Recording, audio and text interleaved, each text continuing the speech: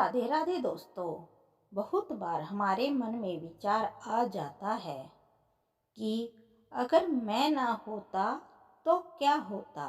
लेकिन हम जो भी कुछ करते हैं ईश्वर की इच्छा से करते हैं। हम तो किसी कार्य को करने के लिए एक निमित्त मात्र हैं, वरना भगवान की मर्जी के बिना एक पत्ता भी नहीं हिलता। ऐसा ही एक प्रसंग हनुमान जी ने प्रभु श्री राम को सुनाया था। लंका दहन करने के पश्चात वापस आने पर हनुमान जी प्रभु श्री राम से कहते हैं कि प्रभु, जब मैं अशोक वाटिका में पहुंचा तो वहां रावण आकर सीता जी को धमकाने लगा। सीता माता तिनके की ओट कर कहती है कि हे दुष्ट, तू धोखे से मुझे हर लाया है, तुझे लाज नहीं आती। सीता माता के कठोर वचन सुनकर रावण तलवार लेकर उन्हें मारने दौड़ा कि या तो मेरी बात मान लो, नहीं तुम्हें काट दूंगा। प्रभु, मेरा मन हुआ कि इसकी तलवार छीनकर इसका सिर काट दूं, लेकिन उसी क्षण रावण की पत्नी मंदोदरी ने नीति कहकर उसे सीता जी पर प्रहार करने से रोक लिया। प्रभु, उसी क्षण आपने मुझे आभास कराया कि यदि मैं कूद जाता तो मुझे भ्रम हो जाता कि अगर मैं न होता तो क्या होता, सीता को कौन बचाता। प्रभु, आपकी लीला आप ही जाने।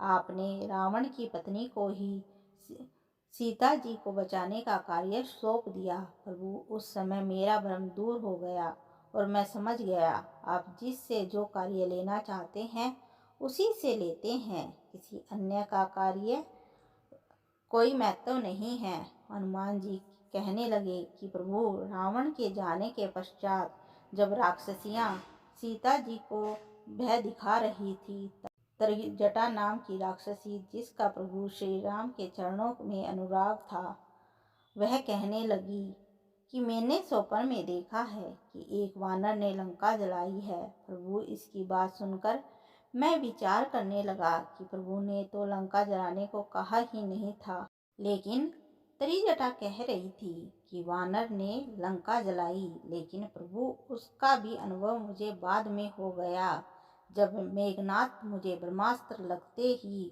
नागपाश में बांधकर रावण के समक्ष ले गया तो रावण कहने लगा कि वानर, तू कौन है। मैंने कहा कि मैं श्री राम का दूत हूँ और श्री राम का कार्य करने आया हूँ। रावण, तू अभिमान छोड़कर सीता जी को श्री राम को देकर श्री राम की शरण में जाओ। इतना सुनते ही रावण के आदेश पर राक्षस मुझे मारने दौड़े।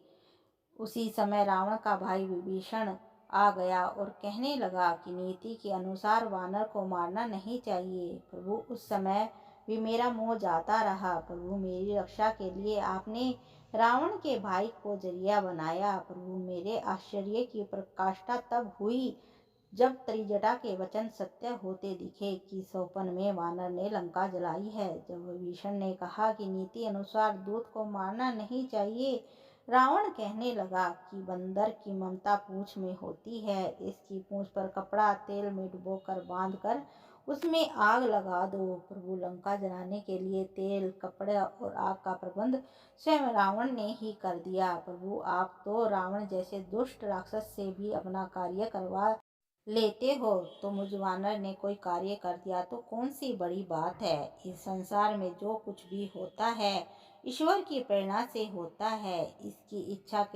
उसकी इच्छा के बिना पत्ता भी नहीं हिलता। हम सबके मन में बहुत बार अहंकार घर कर लेता है, शायद मैं ना होता तो क्या होता। लेकिन हमें हनुमान जी के जीवन से निरअहंकारी रहने वाली प्रेरणा ले सकते हैं। धन्यवाद दोस्तों।